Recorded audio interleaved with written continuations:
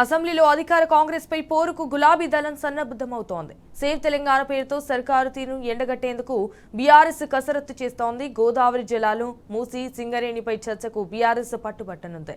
అదేవిధంగా రైతు భరోసా, మహిళలకు 2500, ఇటు వృద్ధులకు పింఛన్లపై నిలదీసేందుకు సమాయత్తమవుతోంది గులాబీ పార్టీ.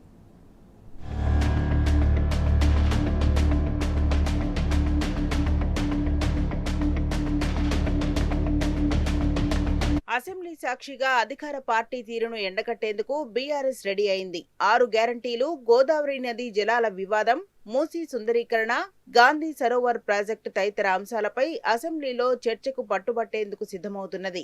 అయితే సాధ్యమైనంత తొందరగా అసెంబ్లీ సమావేశాలను ముగించాలన్న ఆలోచనతో అధికార కాంగ్రెస్ ఉన్నట్టు తెలుస్తున్నది. గరిష్టంగా 10 దినాల్లోనే సభను ముగించాలని అధికార పక్షం నిర్ణయించినట్టు తెలిసింది. ఈ నెల 20న అసెంబ్లీలో బడ్జెట్ ప్రవేశపెట్టి 29 లేదా 30వ తేదీల్లో ద్రవ్య వినిమయ బిల్లు పాస్ చేయించి సభను వాయిదా వేసే విధంగా వ్యూహరచన చేసినట్టు తెలిసింది. 6 గ్యారంటీలు, రైతు భరోసా జాప్యం, సింగరేణి బొగ్గు గనుల అవినీతి, ఫిరాయింపు ఎమ్మెల్యేల విషయంలో స్పీకర్ తుది తీర్పు, మూసీ కూల్చివేతలు తదితర అంశాలపై సభలో బీఆర్ఎస్ నిలదీసే అవకాశం ఉందని సర్కార్ భయపడుతోంది. సేవ్ తెలంగాణ నినాదంతో బీఆర్ఎస్ సభ్యులు సభలో నినాదాలు చేసే అవకాశం ఉందని ప్రభుత్వానికి ఉప్పద్దడంతో ముఖ్యమంత్రి, మంత్రివర్గం అప్రమత్తమైనట్టు తెలిసింది. మార్చి 30తో సభను ముగించాలని నిర్ణయించినట్టు సమాచారం.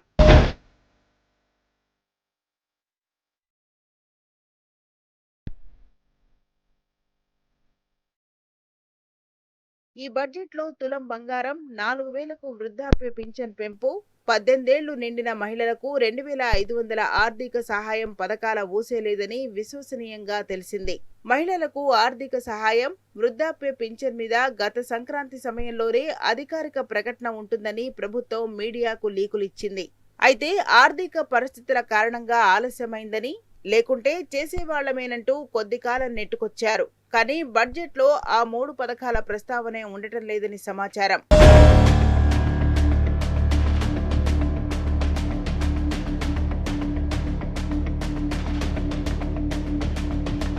సభ్యులు శాసనసభ, శాసనమండలిలో మెలగాల్సిన తీరు మీద ఇటీవల బీఆర్ఎస్ వర్క్ షాప్ నిర్వహించింది.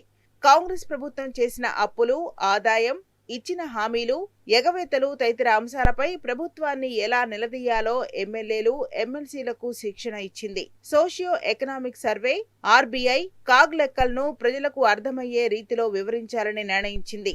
అదేవిధంగా కాంగ్రెస్ ప్రభుత్వం ఓపెన్ మార్కెట్లో తీసుకున్న అప్పులు, ఆదాయం లేని కార్పొరేషన్ల ద్వారా తీసుకున్న అప్పుల వివరాలను గణాంకాలతో సహా వెల్లడించనుంది. 6 గ్యారంటీలు, ఖమ్మంలో పేదల ఇళ్ల కూల్చివేత, సింగరేణిలో నైని కుంభకోణం, మూసీ సుందరీకరణ, గోదావరి నదీ జలాల ఆధారంగా ఆంధ్రప్రదేశ్ కడుతున్న ప్రాజెక్టు తదితర అంశాల మీద చర్చకు పట్టుబట్టాలని బీఆర్ఎస్ సిద్ధమవుతోంది. యాసంగి ముగుస్తున్నా రైతు భరోసా నిధులు విడుదల కాకపోవడం, అసెంబ్లీ సందర్భంగా ఈ నెల 22న 1 ఎకరానికి ఇస్తామని ప్రకటించడంపై ప్రభుత్వాన్ని నిలదీయాలని నిర్ణయించినట్టు సమాచారం.